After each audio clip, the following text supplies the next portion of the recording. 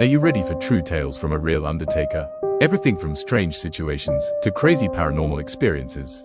For over 20 years, Mark Tovson was a funeral director and embalmer working everywhere from California to Japan. Get set to hear about his hauntingly crazy adventures.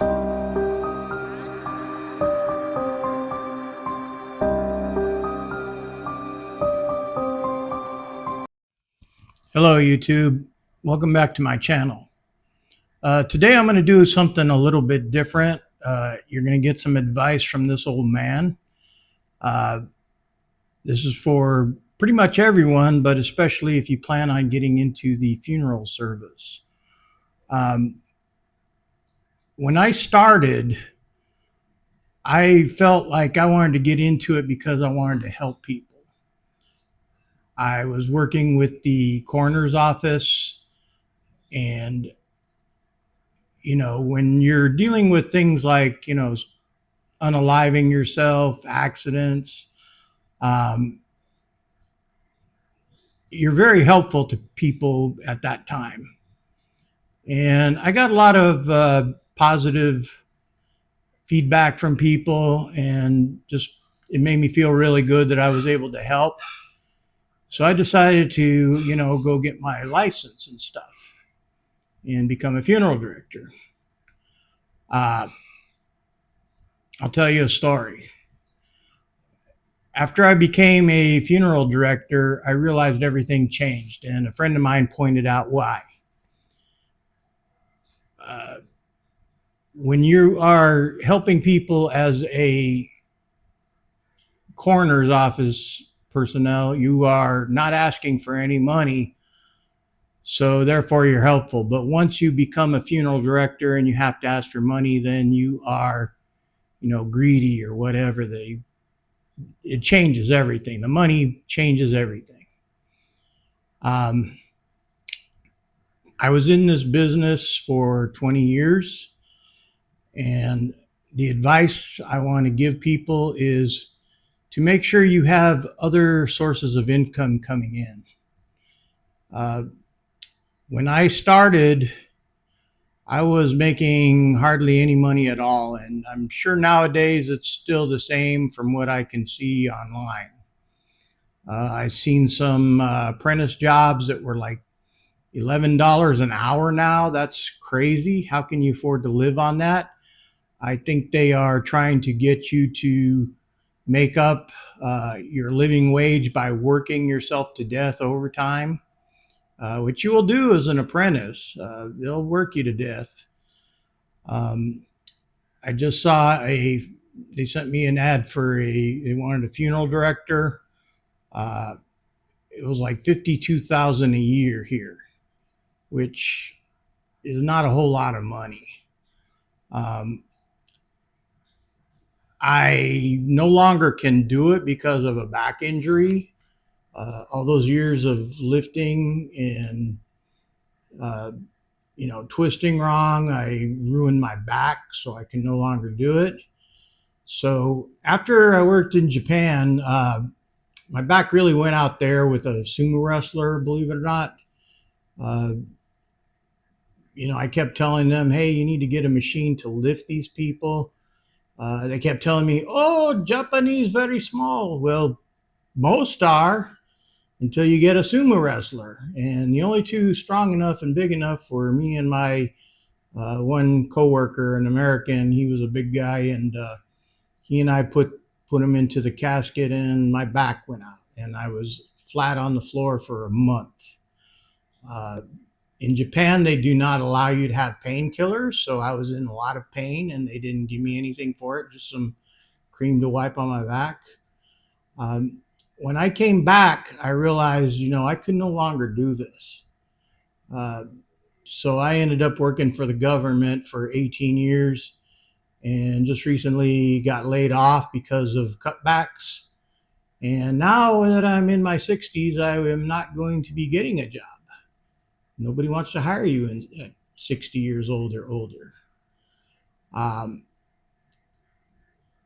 When you get in the funeral business, you got to realize that everything's going to change when you ask for money. I know that there were times that people would try to pull fast ones on us, and they'd be like, "Oh yeah, we'll pay you. We'll pay you. Go ahead. Do the visitation. We'll pay you." That person didn't go into the casket until we got paid in full, and they tried to bluff us. Sometimes they'd show up with all their friends saying, "Hey, where is he?" Well, where's the money? So you're helpful until you ask for money, but as a business, you have to.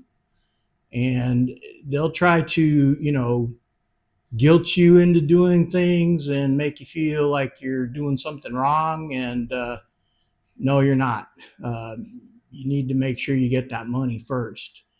I remember I got mad at one family. They were, you know, telling me, "Well, you guys charge too much," and I said, "Well, I don't make a whole lot of money." I said, "I don't know what you think, but I said I don't get paid a whole lot of money." And they said, "Well, you get paid a lot." And I said, "Realistically, how much would you charge to stick your hands in somebody's body that has been autopsied?" And that shut them right up. But people think that people working in the funeral home get a lot of money, get paid a lot. Yeah, funerals are expensive. That's why now everybody's starting to go to cremation and direct cremation.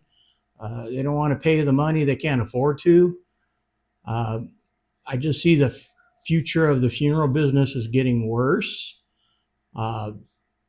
Pretty soon, I imagine AI is going to take over for making arrangements even. There probably won't be a whole lot of funerals in the future. They'll just do a direct cremation and that'll be it. And the family will do whatever they want on their own. So yeah, the only thing I can see them keeping people around for is going to be things like making removals. I don't know how a robot could do that. Maybe they'll have a person operating a robot or some kind of machine, but I don't see how they can do that and things like run the crematory without somebody actually watching what's going on. I do know that the funeral business now is getting more women in it, which is not a bad thing, but as far as lifting, that has caused some problems. I've seen online where people were complaining about, there's all these women working there and none of them can lift. And yeah, I had that problem in Japan because most of my students were females. But if you have the machines, it helps a lot. But yeah, it's difficult because men are built differently than women, and a lot of men are not going into funeral business anymore. Now, as far as any kind of job, I suggest you get some kind of a side hustle. When I was a stuntman, I learned how to shape and age hats to make them look old, kind of worn. I started doing that and selling on eBay. Did very well with that. Learned how to make hats from a famous hat maker, and sold some of that. But those don't sell as well as the other hats because for some reason, I guess because they're cheaper. To make a hat takes like 8 to 12 hours of work, so you can't just give it away at the same price a machine hat, like from Stetson Company is. My wife, we actually started a Japanese wedding business when we first got back from Japan. We were going to do it here at the Japanese garden, but the lady in charge, even though she seemed like she was on board when I brought brochures down to put by the cash register, she decided not to put them up. And her thinking was, well, if somebody wants one, they can ask for one. Well, how would they know, So it kind of fell off from there. I think we got like 2 weddings out of it. And I told my wife, I said, well, we got to do something because I paid a lot of money for the LLC for it. And I told my wife, we got to do something. So we started importing things from Japan and selling them at these Japanese and Asian festivals. She does really well with that. Actually, I can't believe sometimes how much money she makes. There's one in Houston that we do every year that there's quite a few people. It's probably one of the biggest in the country. And yeah, we do real well. So, uh, now that I'm looking for work and probably won't find any, I'm just doing the side hustles. But my advice to anybody working in the funeral business or any business at all is to make sure you have some other forms of income coming in, because you cannot trust companies anymore. Uh, now most of the funeral homes are owned by corporations. You can't trust them. Uh, they're making a lot of money, but I guarantee you they're going to try to get you as little money as possible. So you want to make sure that you're taken care of and you can take care of your family. Um, so this was just some advice from an old man that has learned over time not to trust anybody but yourself.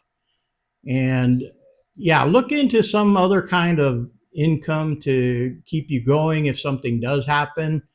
And like I said, the funeral business is, I don't know how long that's going to last like it is. I'm sure there's always going to be a need for some people, but I don't think they're going to be paying them a lot. So just keep your options open. Hopefully, you'll find something that you enjoy doing that can make some money too. So I thank you for watching. Please like, share, and subscribe this. Hope to see you again soon. Hopefully the next one's going to be a fun story. I'm planning some trips here in the future, and hopefully I'll be able to show you some of the places I used to work, including I'm planning on going to Japan. I can't guarantee I am, but I'm planning to sometime during the year, and hopefully I'll be able to do a series on my working there. So I will talk to you later, and thanks again. Bye.